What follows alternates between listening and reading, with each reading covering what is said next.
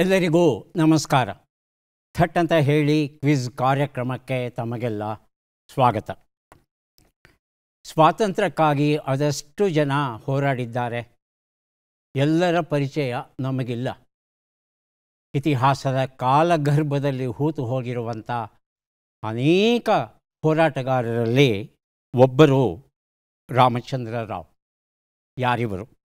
1857ರ ಭಾರತದ ಪ್ರಥಮ ಸ್ವಾತಂತ್ರ್ಯ ಸಂಗ್ರಾಮ ನಡೀತಾ ಇದೆ. ಎಲ್ಲೆಡೆಯೂ ಸ್ವಾತಂತ್ರ್ಯದ ಬಗ್ಗೆ ಒಂದು ಕಿಚ್ಚು ಮೂಡಿದೆ. ಹೈದರಾಬಾದ್ ಸಂಸ್ಥಾನದ ಹತ್ತಿರದಲ್ಲಿ ಒಂದು ಪುಟ್ಟ ಸಂಸ್ಥಾನ. ಆ ಸಂಸ್ಥಾನದ ರಾಜಕುಮಾರನ ಹೆಸರು ರಾಮಚಂದ್ರ ರಾವ್ ಅಂತ.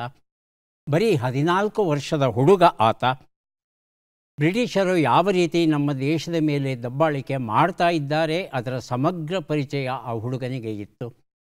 ಹಾಗಾಗಿ ಬ್ರಿಟಿಷರನ್ನು ಓಡಿಸಲೇಬೇಕು ಅನ್ನೋ ನಿರ್ಧಾರದಿಂದ ಅವನು ತನ್ನ ದೇಶದಲ್ಲಿ ಇದ್ದಂಥ ರುಹೇಲಿ ಹಾಗೂ ಪಠಾಣ್ ಸ್ವಾತಂತ್ರ್ಯ ಹೋರಾಟಕ್ಕಾಗಿ ಜೀವ ಕೊಡೋಕ್ಕೂ ಸಿದ್ಧವಾಗಿರ್ತಕ್ಕಂಥ ಜನಾಂಗ ರುಹೇಲಿಗಳು ಹಾಗೂ ಪಠಾಣರು, ಇವರನ್ನು ಒಟ್ಟುಗೂಡಿಸಿ ತರಬೇತಿ ನೀಡ್ತಾ ಹೇಗೆ ನಾವು ಆಕ್ರಮಣವನ್ನು ಮಾಡಬೇಕು ಹೀಗೆಲ್ಲ ಯೋಜನೆ ಎರಡನ್ನೂ ರೂಪಿಸುವ ಸಂದರ್ಭ.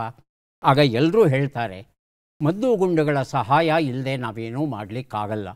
ಬ್ರಿಟಿಷರ ಹತ್ರ ಎಲ್ಲವೂ ಉಂಟು, ನಮ್ಮಲ್ಲಿ ಹೆಚ್ಚಿಗೆ ಇಲ್ಲ. ಹಾಗಾಗಿ ಎಲ್ಲಿಂದಲಾದರೂ ನೀವು ಮದ್ದುಗುಂಡುಗಳನ್ನು ತರೋದಾದರೆ ಈ ಒಂದು ಹೋರಾಟವನ್ನು ನಾವು ಯಶಸ್ವಿಗೊಳಿಸಬಹುದು ಅಂತ ಎಲ್ಲರೂ ಹೇಳಿದಾಗ ರಾಮಚಂದ್ರರಾವ್ ಹುಡುಗ ಯೋಚನೆ ಮಾಡ್ತಾನೆ, ಯಾಕೆ ನಾವು ಹೈದರಾಬಾದಿನ ನಿಜಾಮನ ಸಹಾಯವನ್ನು ಪಡಿಬಾರ್ದು ಅಂತ ಅನಿಸುತ್ತೆ. ಪರಿಚಯ ಇದ್ದಾರೆ ನಿಜಾಮರು, ಹಾಗಾಗಿ ಹೋಗಿ ಅವರ ಸಹಾಯವನ್ನು ಕೇಳೋಣ ಅಂತ ಹೇಳಿ ಆತ ಪ್ರಧಾನಮಂತ್ರಿ ಸಾಲರ್ಜಂಗ್ ಹತ್ರ ಹೋಗಿ ತನ್ನ ಮನಸ್ಸಲ್ಲಿ ಏನಿದೆ ಎಲ್ಲವನ್ನೂ ಹೇಳಿಕೊಂಡು ದಯವಿಟ್ಟು ಸಹಾಯ ಮಾಡಿ ಅಂತ ಸಾಲರ್ಜಂಗ್ ಅವರನ್ನು ಕೇಳಿದಾಗ ಈ ವಿಷಯ ಹೇಗೋ ನಿಜಾಮನಿಗೆ ಗೊತ್ತಾಗ್ಬಿಡುತ್ತೆ. ಅಫ್ಜಲುದ್ದೌಲ್ ಅಂತ ಹೇಳಿ ನಿಜಾಮ್, ಆತನಿಗೆ ಗೊತ್ತಾಗುತ್ತೆ. ಆತ ಯಾವತ್ತಿಗೂ ಬ್ರಿಟಿಷರ ಪರವಾಗಿ ಇದ್ದವನು. ಹಾಗಾಗಿ ಸದ್ದಿಲ್ಲದ ಹಾಗೆ ಇವನು ಈ ರೀತಿ ಒಂದು ಹೋರಾಟವನ್ನು ನಡೆಸೋಕೆ ಯೋಜನೆ ಹಾಕಿದ್ದಾನೆ ಅನ್ನೋ ವಿಚಾರವನ್ನು ಬ್ರಿಟಿಷರಿಗೆ ತಿಳಿಸ್ತಾನೆ. ಆಗ ಬ್ರಿಟಿಷರ ಪರವಾಗಿ ಅಲ್ಲಿದ್ದವರು ಮೆಡೋಸ್ ಟೇಲರ್ ನಮ್ಮ ಕರ್ನಾಟಕದವರು ಮರೀಲಿಕ್ಕೆ ಸಾಧ್ಯ ಇಲ್ಲ ಅಂತಹ ಅತ್ಯುತ್ತಮ ಅಧಿಕಾರಿ ಆತ. ಮೆಡೋಸ್ ಟೇಲರ್ ಈ ಹುಡುಗನಿಗೆ ತೊಂದರೆ ಕೊಡದೆ ಅವನ ಜೊತೆ ಇದ್ದುಕೊಂಡು ಆ ಸಂಚಿನ ಸಮಗ್ರ ರೂಪರೇಷೆಯನ್ನು ತಿಳ್ಕೊಳ್ಳೋಕ್ಕೆ ಪ್ರಯತ್ನ ಪಡ್ತಾನೆ. ಏನೆಲ್ಲ ಪ್ರಯತ್ನಿಸಿದ್ರು ರಾಮಚಂದ್ರ ರಾಯನಿಗೆ ಒಂದು ಸುಳುಹು ಗೊತ್ತಾಗುತ್ತೆ, ಇವನು ನನ್ನಿಂದ ಏನೋ ಸುದ್ದಿ ಸಂಗ್ರಹಕ್ಕಾಗಿಯೇ ಬಂದಿದ್ದಾನೆ ಅಂತ ಹೇಳಿ. ಎಷ್ಟೆಲ್ಲ ಪ್ರಯತ್ನ ಪಟ್ಟರು ರಾಮಚಂದ್ರರಾವ್ ಒಂದೇ ಒಂದು ಗುಟ್ಟನ್ನು ಸಹ ಬಿಟ್ಟುಕೊಡೋದಿಲ್ಲ. ಕೊನೆಗೆ ಬ್ರಿಟಿಷರಿಗೆ ರೇಗಿ ಹೋಗಿ ಇವನನ್ನು ಬಂಧಿಸಿ ಇವನನ್ನು ದೂರದ ಊರಿಗೆ ಕರೆದುಕೊಂಡು ಹೋಗೋದಕ್ಕೆ ಪ್ರಯತ್ನ ಪಡ್ತಾರೆ. ಆಗ ತನ್ನನ್ನು ಬಂಧಿಸಿ ಕರೆದೊಯ್ತಾ ಇರ್ತಕ್ಕಂಥ ಆ ಸೈನಿಕನ ಬಳಿ ಇದ್ದಂಥ ಪಿಸ್ತೂಲನ್ನು ಕಿತ್ತುಕೊಂಡು ತನಗೆ ತಾನೇ ಗುಂಡು ಹೊಡ್ಕೊಂಡು ಜೀವವನ್ನು ಬಿಡ್ತಾನೆ ರಾಮಚಂದ್ರರಾವ್, 14 ವರ್ಷದ ಹುಡುಗ. ಇಂತಹ ಅದೆಷ್ಟು ಜನ ಈ ದೇಶದ ಸ್ವಾತಂತ್ರ್ಯಕ್ಕಾಗಿ ಹೋರಾಡಿದ್ದಾರೋ ಗೊತ್ತಿಲ್ಲ ನಮಗೆ. ಆ ಎಲ್ಲ ಅಜ್ಞಾತ ಜೀವಗಳಿಗೆ ನಾವು ಖಂಡಿತ ಕೃತಜ್ಞತೆಯನ್ನು ಸಲ್ಲಿಸಬೇಕಾಗುತ್ತೆ. ಕಾರ್ಯಕ್ರಮವನ್ನು ಆರಂಭಿಸ್ತಾ ಇದ್ದೇವೆ. ಸ್ಪರ್ಧಿಗಳ ಪರಿಚಯ. ಮೊದಲ ಸ್ಪರ್ಧಿ. ನನ್ನ ನಾಮಧೇಯವು ಸುಬ್ಬರಾಯನೆಂದು, ಬಂದೆನ ಅರಮನೆ ನಗರಿ ಮೈಸೂರಿನಿಂದ. ಶಿಕ್ಷಕ ವೃತ್ತಿ ಅತಿ ಪ್ರೀತಿ ಎನೆಗೆ, ಸೇರಿದೆ ನಾ ಇಂಡಿಯನ್ ಓವರ್ಸೀಸ್ ಬ್ಯಾಂಕಿಗೆ ನಂತರದಲ್ಲಿ. ಕಾರಂತ ಕುವೆಂಪು ಮೂರ್ತಿ ಭೈರಪ್ಪನವರ ಕೃತಿಗಳ ಸದಾ ನಮ್ಮ ಮನನ. ನಾ ಸದಾ ಸಂತೃಪ್ತ ನನ್ನ ನಿತ್ಯ ಜೀವನದಲ್ಲಿ. ನಾ ನಮಿಸುವೆ ನಿಮ್ಮೆಲ್ಲರನ್ನು ನನ್ನ ಹೃದಯದಾಳದಿಂದ.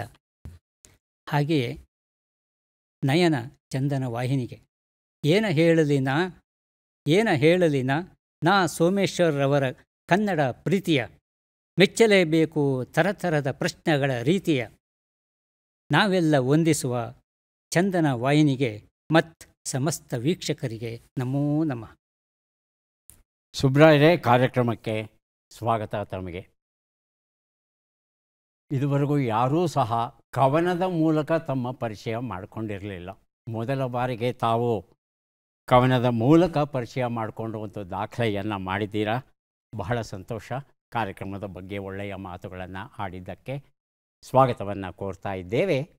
ಮುಂದಿನ ಸ್ಪರ್ಧಿ. ನನ್ನ ಹೆಸರು ಸಿದ್ದಣ್ಣ ಎಸ್ ಬಡ್ಗೇರ್ ಅಂತ. ನಾನು ಮಾಜಿ ಸೈನಿಕ. ನಾನು 1999ರ ಕಾರ್ಗಿಲ್ ಯುದ್ಧದಲ್ಲಿ ಆಪರೇಷನ್ ವಿಜಯಲ್ಲಿ ಭಾಗವಹಿಸಿದ್ದೇನೆ. ನಾನು ಕಲ್ಯಾಣ ಕರ್ನಾಟಕದಿಂದ ಕಲಬುರಗಿ ಜಿಲ್ಲೆಯ ಕಮಲಾಪುರ ತಾಲೂಕಿನ ಮರಗುತ್ತಿ ಗ್ರಾಮದಿಂದ ಬಂದಿದ್ದೇನೆ. ನನ್ನ ಹವ್ಯಾಸಗಳು ಭಜನೆ, ಭಕ್ತಿಗೀತೆ, ಜನಪದ ಗೀತೆಗಳನ್ನು ಹಾಡುವುದು ಮತ್ತು ಕೇಳುವುದು, ಸಮಾಜ ಸೇವೆ ಮಾಡುವುದು. ಜೈ ಹಿಂದ್. ತುಂಬ ಸಂತೋಷ ಸಿದ್ದಣ್ಣ ಅವರೇ. ಕಾರ್ಗಿಲ್ ವಿಜಯದಲ್ಲಿ ತಾವು ಭಾಗವಹಿಸಿದ್ರಿ ಅಂದರೆ ಈ ಕಾರ್ಯಕ್ರಮವನ್ನು ನೋಡ್ತಾ ಇರ್ತಕ್ಕಂಥ ಎಲ್ಲ ಕನ್ನಡಿಗರ ಪರವಾಗಿ ನಾನು ತಮಗೆ ಕೃತಜ್ಞತೆಗಳನ್ನು ಸಲ್ಲಿಸ್ತಾ ಇದ್ದೇನೆ. ಶುಭವಾಗಲಿ. ಕಾರ್ಯಕ್ರಮಕ್ಕೆ ಸ್ವಾಗತ ತಮಗೆ. ನಮ್ಮ ಮೂರನೆಯ ಸ್ಪರ್ಧಿ. ಎಲ್ಲರಿಗೂ ನಮಸ್ಕಾರಗಳು. ನನ್ನ ಹೆಸರು ಹೊನ್ನಪ್ಪ BR. ನಾನು ಮೂಲತಃ ಚಿತ್ರದುರ್ಗ ಜಿಲ್ಲೆ ಹೊಸದುರ್ಗ ತಾಲೂಕು ಹುಣವಿನಾಡು ಗ್ರಾಮದವನು. ಪ್ರಸ್ತುತ ಬೆಂಗಳೂರಿನ ಕಡಬಗೆರೆಯಿಂದ ಬಂದಿದ್ದೇನೆ. ನಾನು ಲ್ಯಾಸನ್ & ಟೂಬ್ರೋ ಖಾಸಗಿ ಸಂಸ್ಥೆಯಲ್ಲಿ LRU ಡಿಸೈನ್ ಇಂಜಿನಿಯರ್ ಆಗಿ ಕೆಲಸ ನಿರ್ವಹಿಸುತ್ತಿದ್ದೇನೆ. ನನ್ನ ಹವ್ಯಾಸಗಳು ತಟ್ಟಂತ ಹೇಳಿ ಕಾರ್ಯಕ್ರಮವನ್ನು ನೋಡುವುದು, ಬಿಡುವಿನ ಸಮಯದಲ್ಲಿ ತೋಟಗಾರಿಕೆ ಮತ್ತು ಅಡಿಗೆ ಸಹಾಯ ಮಾಡುವುದು. ಹೊನ್ನಪ್ಪ ಅವರೇ, ಕಾರ್ಯಕ್ರಮಕ್ಕೆ ಸ್ವಾಗತವನ್ನು ಕೋರ್ತಾ ಇದ್ದೇವೆ ತಮಗೆ. ಮೂವರು ಸಿದ್ಧವಾಗಿದ್ದರೆ ಕಾರ್ಯಕ್ರಮ ಆರಂಭಿಸೋಣ. ಮೊದಲಿಗೆ ನಿಯಮಗಳನ್ನು ಒಮ್ಮೆ ನೋಡಿಬಿಡೋಣ. ಒಟ್ಟು 10 ಪ್ರಶ್ನೆಗಳು. ಮೊದಲು ಬಜರ್ ಒತ್ತಿದವರಿಗೆ ಉತ್ತರ ನೀಡುವ ಅವಕಾಶ. ಪ್ರತಿ ಸರಿ ಉತ್ತರಕ್ಕೆ ಒಂದು ಪುಸ್ತಕ ಬಹುಮಾನ. ಆಯ್ಕೆಗಳು ಬರುವ ಮೊದಲೇ ಬಜರ್ ಒತ್ತಿ ಸರಿ ಉತ್ತರ ನೀಡಿದರೆ 2 ಪುಸ್ತಕ ಬಹುಮಾನ. 100 ಅಂಕ ಗಳಿಸಿದವರಿಗೆ ಒಂದು ಪುಸ್ತಕ, ವಿಶೇಷ ಬಹುಮಾನ. ನಕಾರಾತ್ಮಕ ತಂತ್ರಗಳಿಗೆ ಅವಕಾಶವಿಲ್ಲ. ಕಾರ್ಯಕ್ರಮದ ಮೊದಲ ಪುಸ್ತಕ, ಮೊದಲ ಪ್ರಶ್ನೆ. ತಿತ್ತಿವಾಸನ ಟೈಟಾನ್ ವಾಚು ಕಥಾ ಸಂಕಲನ. ದಿಲೀಪ್ NK ಬರೆದಿರುವಂಥದ್ದು. ನಮ್ಮ ಪ್ರಶ್ನೆ: ಭಾರತದ ಪ್ರಪ್ರಥಮ ಜೈವ ವೈವಿಧ್ಯತೆಯ ಪಾರಂಪರಿಕ ತಾಣ, ಬಯೋಡೈವರ್ಸಿಟಿ ಹೆರಿಟೇಜ್ ಸೈಟ್ ಎಲ್ಲಿದೆ? ಆಯ್ಕೆಗಳನ್ನು ನೋಡೋಣ.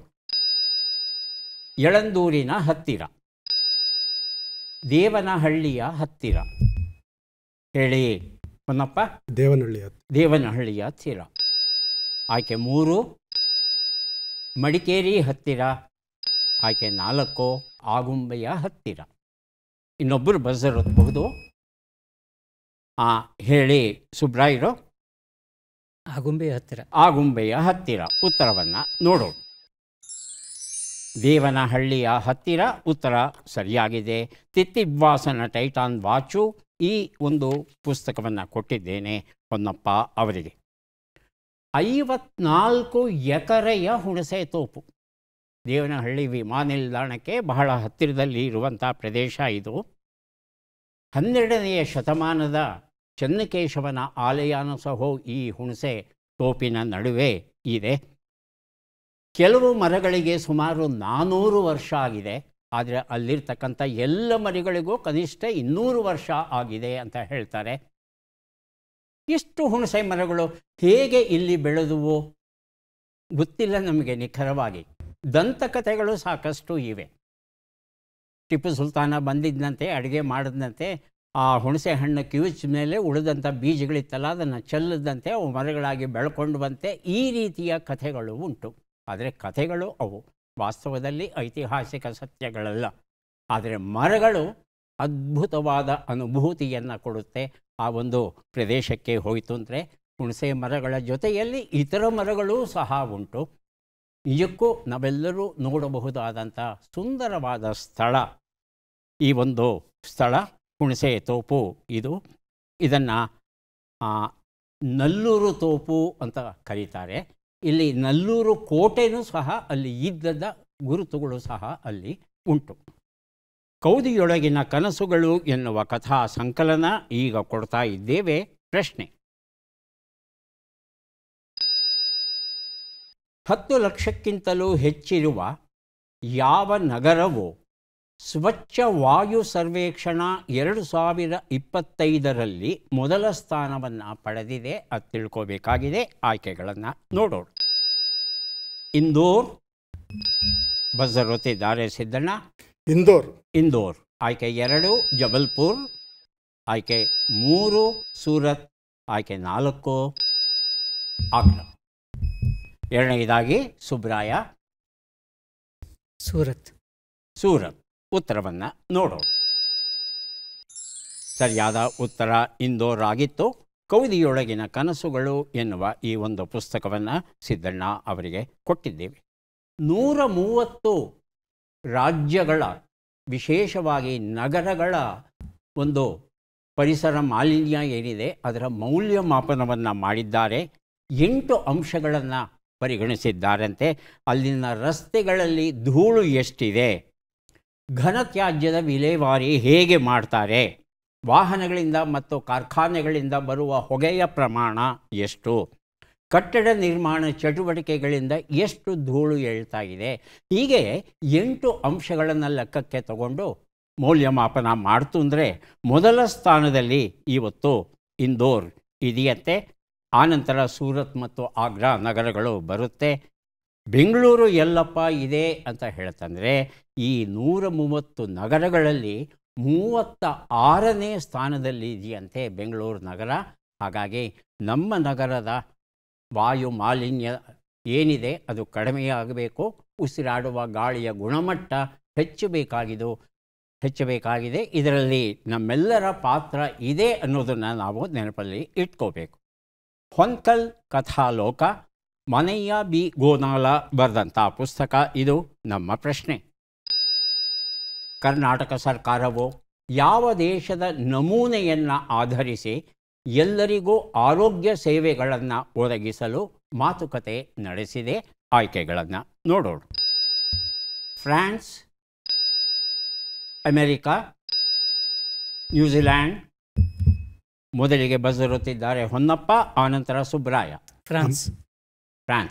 ಸುಬ್ರಾಯ. ಫ್ರಾನ್ಸ್ ಹೇಳಿದೆ. ಅದೇ ಫ್ರಾನ್ಸಾ? ಹಾಂ, ಫ್ರಾನ್ಸ್ ಅಂತಿದ್ದಾರೆ. ಆಯ್ಕೆ 4 ನೋಡೋಣ. ಬ್ರಿಟನ್. ಉತ್ತರವನ್ನು ನೋಡೋಣ. ಬ್ರಿಟನ್ ಅನ್ನೋದು ಸರಿಯಾದ ಉತ್ತರ ಆಗಿತ್ತು.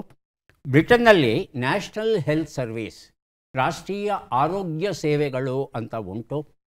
ಅಂದರೆ ಬ್ರಿಟನ್ ದೇಶದಲ್ಲಿ ಇರ್ತಕ್ಕಂಥ ಪ್ರತಿಯೊಬ್ಬರಿಗೂ ಉಚಿತ ಆರೋಗ್ಯ ಸೌಲಭ್ಯ ಸಿಗಬೇಕು, ಆರೋಗ್ಯ ಸೇವೆಗಳೆಲ್ಲ ಉಚಿತವಾಗಿ ಸಿಗಬೇಕು ಅನ್ನೋದು ಆ ದೇಶದ ಆಶಯ. ಹಾಗೆಯೇ ಕರ್ನಾಟಕದಲ್ಲಿ ಇರ್ತಕ್ಕಂಥ ಎಲ್ಲರಿಗೂ, ಬಡವ ಬಲ್ಲಿದರೆನ್ನದೇ ಎಲ್ಲರಿಗೂ ಸಹ ಉಚಿತವಾದ ಆರೋಗ್ಯ ಸೇವೆಗಳು ದೊರೆಯಬೇಕು ಅನ್ನೋದು ಕರ್ನಾಟಕ ಸರ್ಕಾರದ ಆಶಯ ಆಗಿರೋ ಕಾರಣ ಈ ಬಗ್ಗೆ ಹೆಚ್ಚಿನ ಮಾಹಿತಿಯನ್ನು ಸಂಗ್ರಹ ಮಾಡೋದಕ್ಕೆ ನಮ್ಮ ಪ್ರತಿನಿಧಿಗಳು ಬ್ರಿಟನ್ನಿಗೆ ಹೋಗಿ ಅಂಕಿ ಅಂಶಗಳನ್ನೆಲ್ಲ ಸಂಗ್ರಹ ಮಾಡಿಕೊಂಡು ಹೇಗೆ ನಾವು ಈ ಒಂದು ಯೋಜನೆಯನ್ನು ಕಾರ್ಯರೂಪಕ್ಕೆ ತರಬಹುದು ಅನ್ನೋದರ ಬಗ್ಗೆ ವಿಚಾರ ವಿಮರ್ಶೆಯನ್ನು ನಡೆಸ್ತಾ ಇದ್ದಾರೆ. ನೋಡೋಣ ಮುಂದಕ್ಕೆ ಏನಾಗುತ್ತೆ ಅಂತ. ಈಗ ಕೊಡ್ತಾ ಇದ್ದೇವೆ ನಮ್ಮ ರಾಯಚೂರು ಈರಣ್ಣ ಬೆಂಗಾಲಿ ಬರೆದಂಥ ಪುಸ್ತಕ. ಇದು ನಮ್ಮ ಪ್ರಶ್ನೆ. ಸಿ.ಪಿ. ರಾಧಾಕೃಷ್ಣನ್ ಅವರು ಭಾರತದ ಎಷ್ಟನೆಯ ಉಪಾಧ್ಯಕ್ಷರಾಗಿ ಅಧಿಕಾರವನ್ನು ಸ್ವೀಕರಿಸಿದರು? ಆಯ್ಕೆಗಳು ಬರೋದಕ್ಕೆ ಮೊದಲು ಸಿದ್ದಣ್ಣ ಮತ್ತು ಹೊನ್ನಪ್ಪ ಇಬ್ಬರು ಬಜರುತ್ತಿದ್ದಾರೆ. ಮೊದಲಿಗೆ ಸಿದ್ದಣ್ಣ. 14ನೇ ಸರ್. 14. ಹೌದು. ಹೇಳಿ ಹೊನ್ನಪ್ಪ. 16. ಸುಬ್ರಾಯಿಗೆ ಏನಾದರೂ ಗೊತ್ತಿದೆಯಾ? 15. ಆಯ್ಕೆಗಳನ್ನು ಮೊದಲು ನೋಡೋಣ. 17, 16, 15, 18. 17 ಹೇಳಿದ್ನ. ಉತ್ತರವನ್ನು ನೋಡೋಣ. 15 ಅನ್ನೋದು ಸರಿಯಾದ ಉತ್ತರ ಆಗಿತ್ತು. ಆದರೆ ಬಜರ್ ಒತ್ತೋದ್ರಲ್ಲಿ ಸುಬ್ರಾಯರು ಹಿಂದೆ ಬಿದ್ದರು. 15 ಸರಿಯಾದ ಉತ್ತರ. ಚಂದ್ರಾಪುರಂ ಪೊನ್ನಸ್ವಾಮಿ ರಾಧಾಕೃಷ್ಣನ್ ಅನ್ನೋದು ಇವರ ಪೂರ್ಣ ಹೆಸರು. ಮಹಾರಾಷ್ಟ್ರದ ಜಾರ್ಖಂಡ್ ರಾಜ್ಯದ ರಾಜ್ಯಪಾಲರಾಗಿ ಇವರು ಸಾಕಷ್ಟು ಅನುಭವವನ್ನು ಪಡೆದಿದ್ದಾರೆ. ತಮಿಳುನಾಡಿನ ತಿರುಪ್ಪೂರು ಅನ್ನೋ ಸ್ಥಳಕ್ಕೆ ಸೇರಿದವರು. BBA ಅಧ್ಯಯನ ಮಾಡಿದ್ದಾರೆ. ಮೂಲತಃ ಕೃಷಿಕರು. ಉದ್ಯಮಿಗಳು ಹಾಗೂ ರಾಜಕಾರಣಿಯಾಗಿ ಇವರು ಪ್ರಸಿದ್ಧಿಗೆ ಬಂದು ಈಗ ಭಾರತ ದೇಶದ ಉಪರಾಷ್ಟ್ರಾಧ್ಯಕ್ಷರಾಗಿ 15ನೇ ಉಪರಾಷ್ಟ್ರಾಧ್ಯಕ್ಷರಾಗಿ ಸೇವೆಯನ್ನು ಸಲ್ಲಿಸೋದಕ್ಕೆ ಇತ್ತೀಚೆಗಷ್ಟೇ ಪ್ರಮಾಣ ವಚನ ಸ್ವೀಕರಿಸಿದ್ದಾರೆ. ಮುಂದಿನ ಪುಸ್ತಕ ಪುರುಷೋತ್ತಮ ಪರ್ವ. ಡಾಕ್ಟರ್ SLN ಸ್ವಾಮಿ ಬರೆದಂಥ ಪುಸ್ತಕ. ನಮ್ಮ ಪ್ರಶ್ನೆ: ಬಿಟ್ಟಕ್ಷರಗಳನ್ನು ತುಂಬಿ. ಜ್ಞಾ ಭಾ ಪೋ ಜ್ಞಾನಭಾರತಿ ನೆ. ಜ್ಞಾನಭಾರತಿ ಪೊಲೀಸ್ ಠಾಣೆ. ಜ್ಞಾನಭಾರತಿ ಪೊಲೀಸ್ ಠಾಣೆ. ಪೊಲೀಸ್ ಠಾಣೆ. ಇನ್ನು ಓದೇ ಇಲ್ಲ ಪ್ರಶ್ನೆನ ಆಗಲೇ ಉತ್ತರ ಕೊಟ್ಟಿದ್ದಾರೆ ಹೊನ್ನಪ್ಪ ಅವರು. ಜ್ಞಾನಭಾರತಿ ಪೊಲೀಸ್ ಠಾಣೆ ಅಂತ. ಸಿದ್ದಣ್ಣವರೇ ಸರಿ ಇರ್ಬೋದಾ? ಸರಿ ಇದೆ ಸರ್. ಸುಬ್ರಾಯ್ ಸರಿ ಸರಿ ಇರಬಹುದು ಅಂತಿದ್ದಾರೆ. ಉತ್ತರವನ್ನು ನೋಡೋಣ. ಜ್ಞಾನಭಾರತಿ ಪೊಲೀಸ್ ಠಾಣೆ ಉತ್ತರ ಸರಿಯಾಗಿದೆ. ಪುರುಷೋತ್ತಮ ಪರ್ವ ಎನ್ನುವ ಈ ಒಂದು ಪುಸ್ತಕವನ್ನು ಹೊನ್ನಪ್ಪ ಅವರಿಗೆ ಕೊಟ್ಟಿದ್ದೇವೆ. ಈಗ ಕೊಡ್ತಾ ಇದ್ದೇವೆ ಮನೋಚಂಚಲತೆ ಏಕೆ, ಮಾನಸಿಕ ದೃಢತೆ ಹೇಗೆ. ಡಾಕ್ಟರ್ CR ಚಂದ್ರಶೇಖರ್ ಅವರು ಬರೆದಂಥ ಪುಸ್ತಕ. ನಮ್ಮ ಪ್ರಶ್ನೆ: ಈ ಕೆಳಗಿನ ಲೆಕ್ಕಗಳನ್ನು ಪೂರ್ಣಗೊಳಿಸಿ ಉತ್ತರಗಳನ್ನೆಲ್ಲ ಕೂಡಿ ಅಂತಿಮ ಉತ್ತರವನ್ನು ನೀಡಿ. ಲೆಕ್ಕಗಳು ಈಗ ಬಂತು. 51 ಕೂಡು 40, 88 ಕಳೆ 38, 23 ಗುಣಿಸು 8, 250 ಭಾಗಿಸು 10.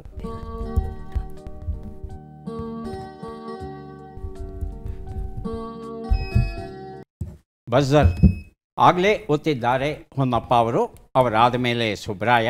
ಹೊನ್ನಪ್ಪ ಅವರೇ ಅಂತಿಮ ಉತ್ತರ 350. 350. ಸುಬ್ರಾಯರು 350. ಅದೇ ಉತ್ತರವಾ? ಸಿದ್ದಣ್ಣವರು ಇಬ್ಬರು ಉತ್ತರ ಕೊಟ್ಟಿದ್ದಾರೆ. ನೋಡೋಣ ಸರಿ ಕೊಟ್ಟಿರ್ತಾರೆ ಅಂತ ನಂಬಿಕೆ. ಸರಿಯಾಗಿ ಕೊಟ್ಟಿದ್ದಾರಾ ನೋಡೋಣ. ಒಂದು ಉತ್ತರ 91, 50, 184, 25 ಎಲ್ಲವನ್ನು ಕೊಡಿದರೆ 350 ಬಂದಿದೆ. ಈ ಉತ್ತರವನ್ನು ಮೊದಲು ಕೊಟ್ಟದ್ದು ಹೊನ್ನಪ್ಪ ಅವರು. ಮನೋಚಂಚಲತೆ ಏಕೆ ಈ ಒಂದು ಪುಸ್ತಕವನ್ನು ಹೊನ್ನಪ್ಪ ಅವರಿಗೆ ಕೊಟ್ಟಿದ್ದೇವೆ. ಈಗ ಕೊಡ್ತಾ ಇದ್ದೇವೆ ಒಂದು ಆತ್ಮಕಥನದ ಕೃತಿ ಬಾಳ ಬೆಳಕು. ಡಾಕ್ಟರ್ ಶೈಲಜಾ VK ಇದನ್ನು ಬರೆದಿದ್ದಾರೆ. ನಮ್ಮ ಪ್ರಶ್ನೆ: ಈ ಪದ್ಮ ಪುರಸ್ಕೃತರನ್ನು ಗುರುತಿಸಿ. ಚಿತ್ರವನ್ನು ನೋಡೋಣ.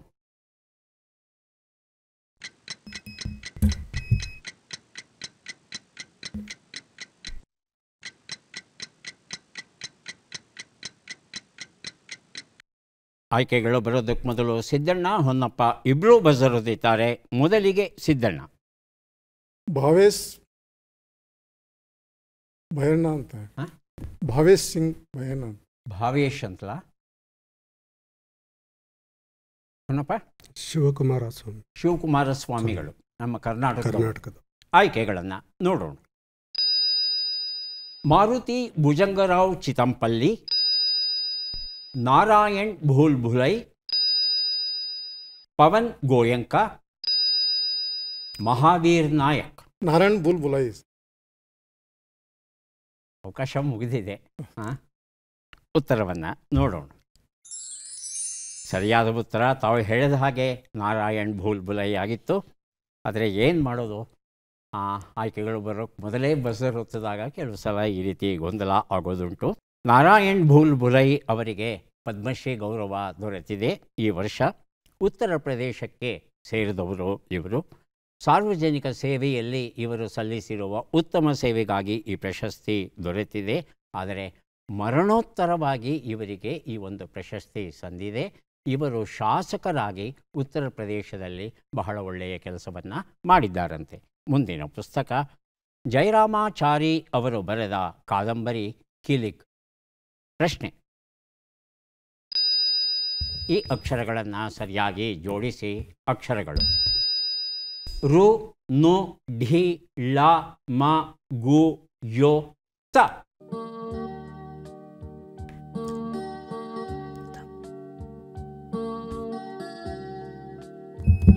ಬಜರ್ ಒತ್ತಿದ್ದಾರೆ ಸುಬ್ರಾಯ. ರೂಢಿಯೊಳಗುತ್ತಮನು. ರೂಢಿಯೊಳಗುತ್ತಮನು ಅಂತ ಹೇಳ್ತಾ ಇದ್ದಾರೆ. ಸಿದ್ದಣ್ಣವ್ರೆ ಸರಿ ಇದೆ. ಸರಿಗಿದೆಯಾ? ಸರ್. ಹೊನ್ನಪ್ಪ ಸರಿಗಿದೆ.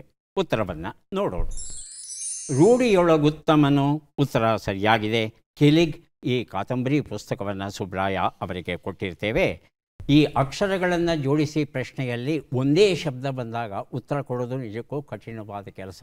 2 ಅಥವಾ 3 ಶಬ್ದ ಇದ್ದಾಗ ಊಹೆ ಮಾಡಬಹುದು. ಕರೆಕ್ಟ್. ಆದರೆ 8 ಅಕ್ಷರಗಳು ಒಂದೇ ಶಬ್ದವನ್ನು ರೂಪಿಸಿದಾಗ ಸ್ವಲ್ಪ ಹಿನ್ನೆಲೆ ಇರಬೇಕಾಗುತ್ತೆ. ಇಲ್ಲದೆ ಹೋಯಿತು ಅಂದರೆ ಊಹೆ ಮಾಡೋದು ಸಹ ಕಷ್ಟವಾಗುತ್ತೆ. ನಾವಿಬ್ಬರು ಪದಬಂಧವನ ದಿನನಿತ್ಯ ಮಾಡ್ತೀವಿ. ನಾವಿಬ್ಬರು ಪದಬಂಧವನ ದಿನನಿತ್ಯ ಮಾಡ್ತೀರಿ. ಹಾಂ, ತುಂಬ ಸಂತೋಷ ಸರ್. ಈಗ 3 ಪುಸ್ತಕಗಳನ್ನು ಕೊಡೋದಕ್ಕೆ ನಾವು ಸಿದ್ಧವಾಗಿದ್ದೇವೆ. ಪದಬಂಧ ಬಂದಿದೆ, ಸುಳುಹುಗಳನ್ನು ನೋಡೋಣ.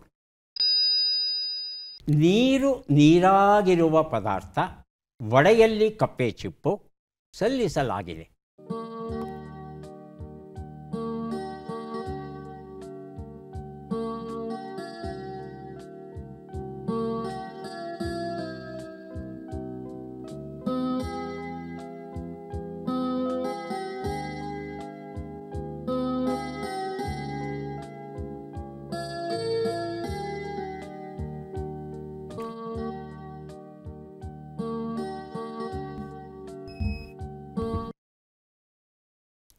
ಎಳೆ ನೀರು. ಸಿದ್ಧಣ್ಣವ್ರೆ, ಮೊದಲನೇದು ಎಳೆ ನೀರು. ನೀರಾಗಿರುವ ಪದಾರ್ಥ ಹೇಳಿ ಪ್ರಣತ್ನವರು. ಎಳೆಯ ನೀರು. ಹಾಂ, ಎಳೆಯ ನೀರು ಅಲ್ಲ, 5 ಅಕ್ಷರ ಇರಬೇಕು ಉತ್ತರದಲ್ಲಿ. ಎಳೆಯ ನೀರು. ಸುಬ್ರಾಯರು, ನೀರಲ್ಲಿ ಎಳೆ ನೀರು ಬದುಕು ನೀರು ಇರುತ್ತಾ? ಎಳೆನೀರು ಇದೆ.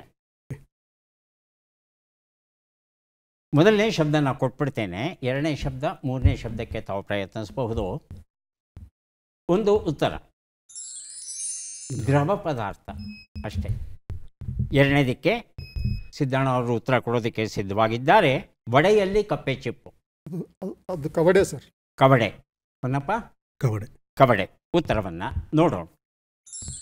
ಕವಡೆ ಉತ್ತರ ಸರಿಯಾಗಿದೆ.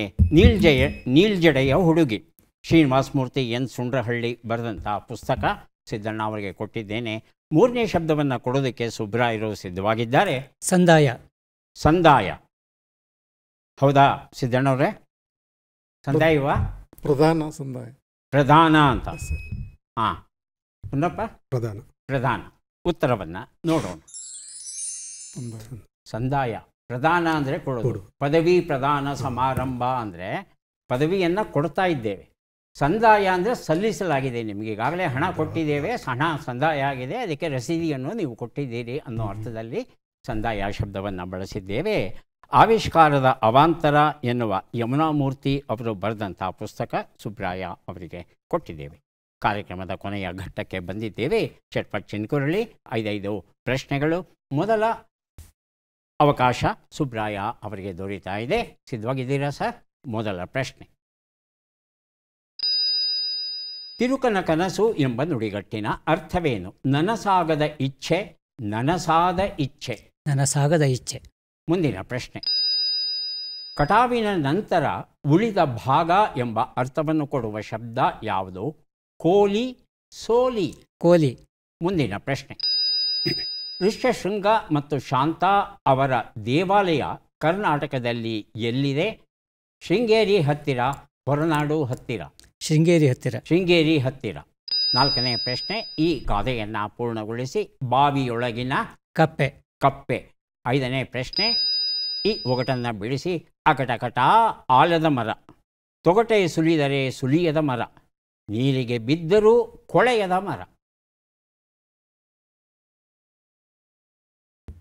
ಉತ್ತರವನ್ನು ನೋಡ್ತಾ ಹೋಗೋಣ. ಉತ್ತರ ತಿರುಕನ ಕನಸು, ನನಸಾಗದ ಇಚ್ಛೆ ಉತ್ತರ ಸರಿಯಾಗಿದೆ. 2ನೇ ಪ್ರಶ್ನೆಗೆ ಉತ್ತರವನ್ನು ನೋಡೋಣ. ಕೋಲಿ ಉತ್ತರ ಸರಿಯಾಗಿದೆ. 3ನೇ ಪ್ರಶ್ನೆಗೆ ಉತ್ತರ ಶೃಂಗೇರಿ ಹತ್ತಿರ, ಕಿಗ್ಗ ಅಂತ ಕರಿತೇವೆ ಆ ಸ್ಥಳವನ್ನು.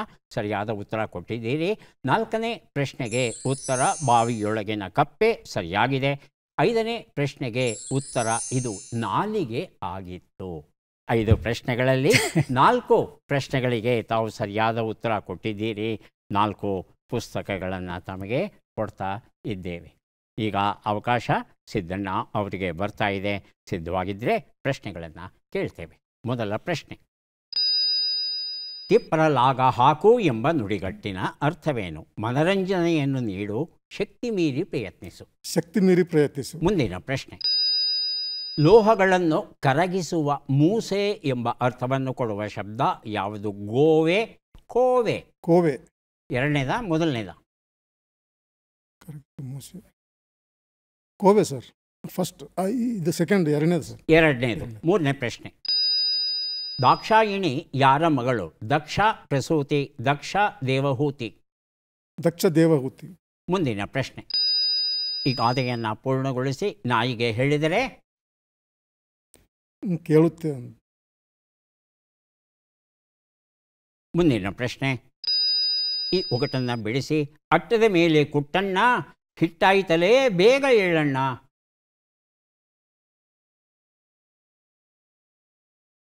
ಉತ್ತರವನ್ನು ನೋಡ್ತಾ ಹೋಗೋಣ. ಒಂದು ಉತ್ತರ, ತಿಪ್ಪರಲಾಗ ಹಾಕು, ಶಕ್ತಿ ಮೀರಿ ಪ್ರಯತ್ನಿಸು, ಉತ್ತರ ಸರಿಯಾಗಿದೆ. ಎರಡನೇ ಪ್ರಶ್ನೆಗೆ ಉತ್ತರ ಅದು ಕೋವೆ, ಸರಿಯಾದ ಉತ್ತರ ಕೊಟ್ಟಿದ್ದೀರಿ. ಮೂರನೇ ಪ್ರಶ್ನೆಗೆ ಉತ್ತರ ದಕ್ಷ ಪ್ರಸೂತಿ ಆಗಿತ್ತು, ತಾವು ದೇವಹೂತಿ ಅಂತ ಹೇಳಿದ್ರಿ. ನಾಲ್ಕನೇ ಪ್ರಶ್ನೆಗೆ ಉತ್ತರ ನಾಯಿಗೆ ಹೇಳಿದರೆ ನಾಯಿ ತನ್ನ ಬಾಲಕ್ಕೆ ಹೇಳುತ್ತಂತೆ. ಐದನೇ ಪ್ರಶ್ನೆಗೆ ಉತ್ತರ ಇದು ಉಪ್ಪಿನಕಾಯಿಯ ವರ್ಣನೆ ಆಗಿತ್ತು. ಉಪ್ಪಿನಕಾಯಿ ಹೊತ್ತಿಗೆ ಅಟ್ಟದ ಮೇಲಿರೋ ಉಪ್ಪಿನಕಾಯಿ ಜಾಡಿಯನ್ನು ಕೆಳಗೆ ಇಳಿಸ್ತಾರೆ ಅನ್ನೋ ಅರ್ಥದ ಒಗಟಾಗಿತ್ತು. ಎರಡು ಪ್ರಶ್ನೆಗಳಿಗೆ ತಾವು ಸರಿಯಾದ ಉತ್ತರ ಕೊಟ್ಟಿದ್ದೀರಿ. 2 ಪುಸ್ತಕಗಳನ್ನು ತಮಗೆ ಕೊಡ್ತಾ ಇದ್ದೇವೆ. ಈಗ ಹೊನ್ನಪ್ಪ ಅವರಿಗೆ ಅವಕಾಶ ಬರ್ತಾ ಇದೆ. ಸಿದ್ಧವಾಗಿದ್ದರೆ ಪ್ರಶ್ನೆಗಳನ್ನು ಆರಂಭಿಸ್ತೇವೆ. ಮೊದಲ ಪ್ರಶ್ನೆ, ತಾಳಮೇಳವಿಲ್ಲದಿರು ಎಂಬ ನುಡಿಗಟ್ಟಿನ ಅರ್ಥವೇನು? ಹೊಂದಾಣಿಕೆ ಇಲ್ಲದಿರು, ಸಂಗೀತ ಕಚೇರಿ ಚೆನ್ನಾಗಿಲ್ಲದಿರು? ಹೊಂದಾಣಿಕೆ ಇಲ್ಲದಿರು. ಮುಂದಿನ ಪ್ರಶ್ನೆ, ಅಡಕೆ ಪೂಗ ಎಂಬ ಅರ್ಥವನ್ನು ಕೊಡುವ ಶಬ್ದ ಯಾವುದು? ಕೌಂಗು, ಸೌಂಗು? ಸೌಂಗು. ಯಾವುದು ಮೊದಲನೇದೇ? ಎರಡನೇ. ಮೂರನೇ ಪ್ರಶ್ನೆ, ಸೂರ್ಯನ ಹಲ್ಲನ್ನು ಕಿತ್ತು ಚಂದ್ರನನ್ನ ಪುಡಿ ಮಾಡಿ ಅಗ್ನಿಯ ನಾಲಿಗೆ ಕತ್ತರಿಸಿ ದಕ್ಷನ ತಲೆ ಕಡಿದವರು ಯಾರು? ವೀರಭದ್ರನ, ಭದ್ರಕಾಳಿ? ಭದ್ರಕಾಳಿ. ಮುಂದಿನ ಪ್ರಶ್ನೆ, ಈ ಗಾದೆಯನ್ನು ಪೂರ್ಣಗೊಳಿಸಿ ನಾಯಿಯ ತಲೆ.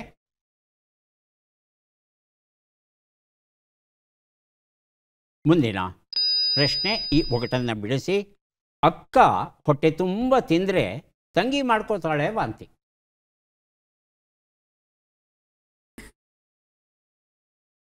ಉತ್ತರವನ್ನು ನೋಡ್ತಾ ಹೋಗೋಣ. ಉತ್ತರ ಸೌದೆವಲೆ.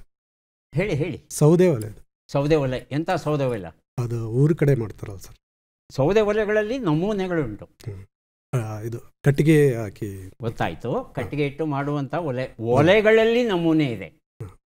ಅದೇನಾದರೂ ಗೊತ್ತಾ? ಇದ್ದಿಲ್ಲ. ನೋಡೋಣ, ಉತ್ತರಗಳು ಬಂದಾಗ ಚರ್ಚೆ ಮಾಡೋಣ. ಒಂದು ಉತ್ತರ, ತಾಳಮೇಳವಿಲ್ಲದಿರೋ, ಹೊಂದಾಣಿಕೆ ಇಲ್ಲದಿರೋ, ಉತ್ತರ ಸರಿಯಾಗಿದೆ. ಎರಡನೇ ಪ್ರಶ್ನೆಗೆ ಉತ್ತರ ಅಡಿಕೆಗೆ ಕೌಂಗು ಅಂತ ಹೇಳ್ತಾರೆ. ತೆಂಗು ಕೌಂಗುಗಳು.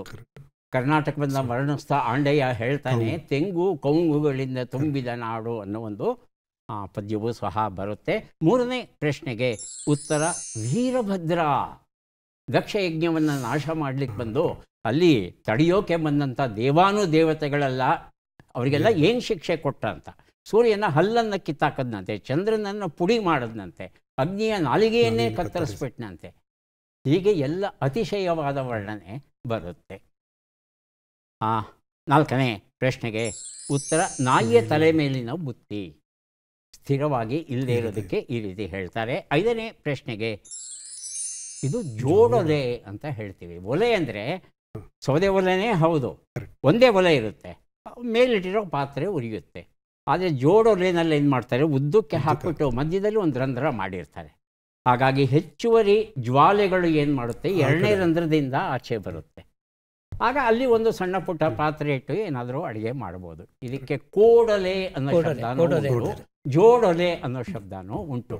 ಆದರೆ ಒಲೆ, ಸೌದೆ ಒಲೆ ಅನ್ನೋ ಪರಿಕಲ್ಪನೆ ನಿಮಗೆ ಬಂದಿದೆಯಲ್ಲ, ಉತ್ತರ ಸರಿ ಅಂತ ಸ್ವೀಕರಿಸ್ತೇವೆ. 2 ಸರಿ ಉತ್ತರ ತಾವು ಕೊಟ್ಟಿದ್ದೀರಿ. 2 ಪುಸ್ತಕಗಳನ್ನು ತಮಗೆ ಕೊಡ್ತಾ ಇದ್ದೇವೆ. ಯಾರಿಗೆ ಎಷ್ಟು ಪುಸ್ತಕ ಬಂದಿದೆ ಅದನ್ನು ನೋಡುವ ಕ್ಷಣ ಈಗ ಬಂತು. 6 ಪುಸ್ತಕಗಳು ಸುಬ್ರಾಯ ಅವರಿಗೆ, 4 ಪುಸ್ತಕಗಳು ಸಿದ್ದಣ್ಣ ಅವರಿಗೆ, ಹೊನ್ನಪ್ಪ ಅವರಿಗೆ ಸಿಗ್ತಾ ಇದೆ 3, 2, 5 ಪುಸ್ತಕಗಳು. ಸುಬ್ರಾಯರು ಪುಸ್ತಕಗಳನ್ನು ಸ್ವೀಕರಿಸಬೇಕು ಅಂತ ಕೇಳ್ತಾ ಇದ್ದೇವೆ. ದಯವಿಟ್ಟು ಪುಸ್ತಕಗಳನ್ನು ಸ್ವೀಕರಿಸಿ. ಧನ್ಯವಾದಗಳು. ಸಿದ್ದಣ್ಣ ಅವರಿಗೆ 4 ಪುಸ್ತಕ ಸ್ವೀಕರಿಸಿ. ಅಭಿನಂದನೆಗಳು. ಹೊನ್ನಪ್ಪ ಅವರಿಗೆ ಸಿಗ್ತಾ ಇದೆ 3, 2, 5 ಪುಸ್ತಕ. ದಯವಿಟ್ಟು ಸ್ವೀಕರಿಸಿ. ಅಭಿನಂದನೆಗಳು.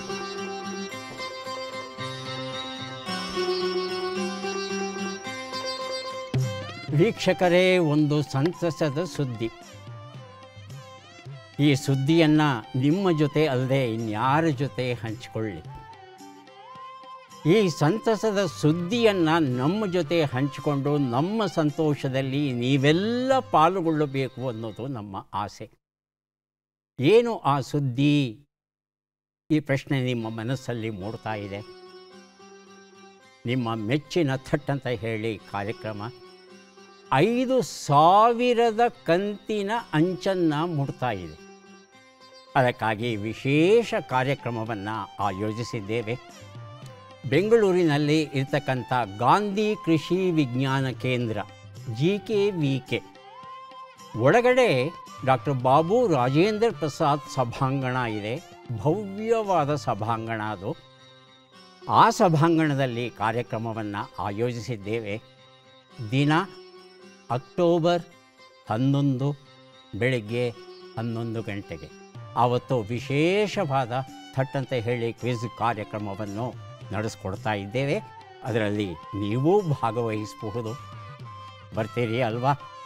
ನಮ್ಮ ಸಂತೋಷದಲ್ಲಿ ನೀವೂ ಭಾಗಿಯಾದರೆ ನಮಗೆ ಸಿಗುವ ಆನಂದವನ್ನು ಶಬ್ದಗಳಲ್ಲಿ ವರ್ಣಿಸೋಕ್ಕೆ ಸಾಧ್ಯವಿಲ್ಲ. ದಯವಿಟ್ಟು ಬನ್ನಿ ಅಂತ ನಮ್ರತೆಯಿಂದ ತಮ್ಮಲ್ಲಿ ಪ್ರಾರ್ಥಿಸ್ತಾ ಇದ್ದೇವೆ.